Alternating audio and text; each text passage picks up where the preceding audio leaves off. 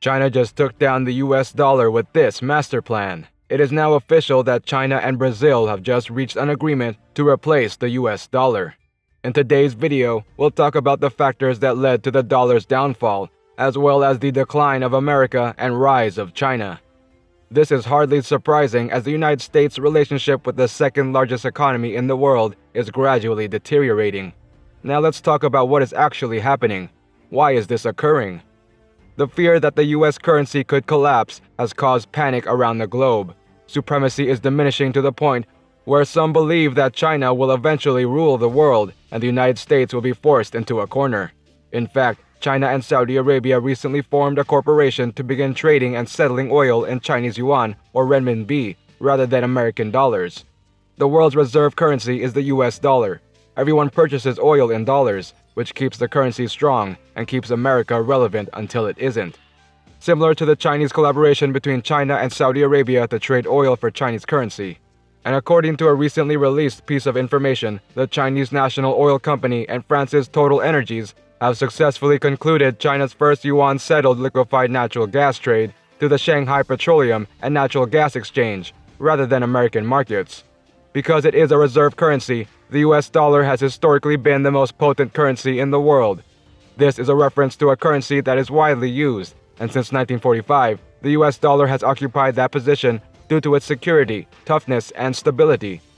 See, it helps to have a single global currency accepted by all nations, with a known value, to conduct those transactions with, when you have dozens of countries selling products and services with one another. If not, you face the danger of receiving payment in a currency that may be difficult to swap or whose value may have decreased by the time you can turn it back into your own. See this instead as a safe worldwide value transfer that is being conducted through the US currency. Of course, the US gains from this as well, because more nations utilize the US dollar and more nations keep their currencies, giving us more purchasing power. However, it appears that the US dollar is in danger of losing its position as the world's reserve currency. And Ray Dalio's shifting world order is the only explanation for this.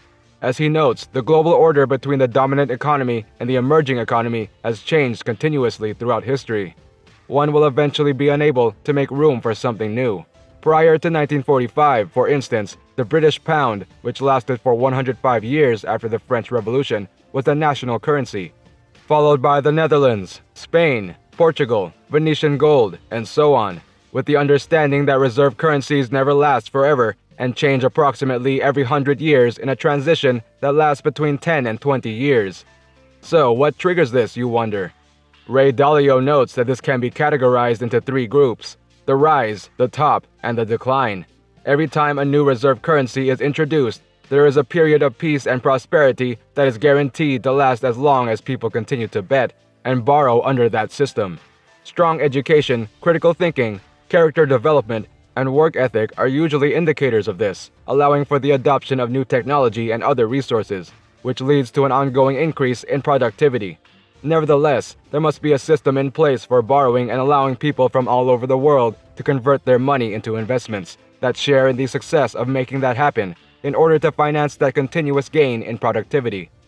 In fact, Ray Dalio notes that every single successful reserve currency took the exact same route to the top. The widespread assumption is that at the peak, individuals' time became more valuable in comparison to workers in other nations who would be ready to do the same job for less money. Furthermore, other nations have the capability of copying the latest innovations' blueprints for a small fraction of the price, which lowers the competitiveness of the leading powers. The tipping point, however, occurs when individuals lose confidence in the reserve currency, refuse to purchase it, and would prefer to sell than reinvest the profits, which, of course, causes the collapse. According to Ray Dalio, if a nation is unable to pay its debts during a downturn in the economy, it must decide between defaulting and printing new money.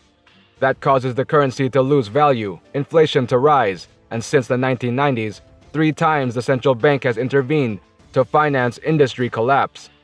It is true that the US dollar's worth has been steadily declining since 2020 when compared to other currencies at exchange rates. Despite the current decline, the US dollar has recently increased more than it has over the past 20 years. Second, as far as the market for term treasury notes is concerned, these are essentially simply a 10-year loan to the government and for those who want a secure place to park their money. They'll buy these and then receive a guaranteed return on their investment.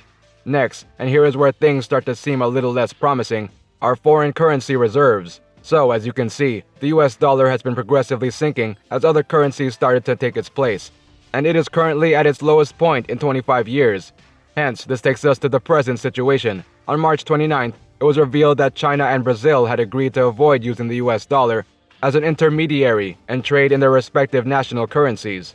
This would effectively allow them to trade directly with one another without having to buy American dollars in the process, and they presently transact about $150 billion annually without using the US in that process. Remember that something similar has happened before.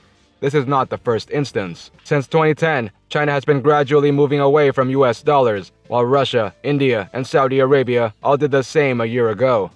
Saudi Arabia recently declared that it was open to the concept of trading the Chinese yuan, with China not included, in order to conduct business in their own reserve currency known as BRICS, which is distinct from our dollars. Russia, Brazil, India, and South Africa have already teamed together. Thus, while it may not have seemed to come out of nowhere, this might have a big impact. China's trading volume actually increased after the conflict between Russia and Ukraine, as Excellent Capital notes on Twitter, and the ensuing sanctions helped them establish an even stronger position in global commerce. Nevertheless, is this genuinely a cause for concern? And may the United States be moving towards a moment where it is no longer the reserve currency? Although the US dollar's future appears uncertain right now, there isn't anything that can even come close to replacing it. Of all, hearing that China's economy is predicted to surpass that of the US by 2030, or that several of the BRICS countries have some of the world's fastest expanding economies, does not exactly fill one with confidence. Yet the US dollar continues to dominate international trade and will likely continue to do so for some time. Since there would be a lot that would need to happen before there was a new reserve currency, even if a major black swan event undermined the position of the United States in global commerce, it might not occur, or it might not be able to occur in a way that we could reliably predict. Even Elon Musk tweeted that this is a major issue. So of course, this doesn't mean that there aren't any concerns. As a result of excessive government expenditure and US policy that has been too heavy-handed, other nations are now forced to bear a sizable portion of our inflation.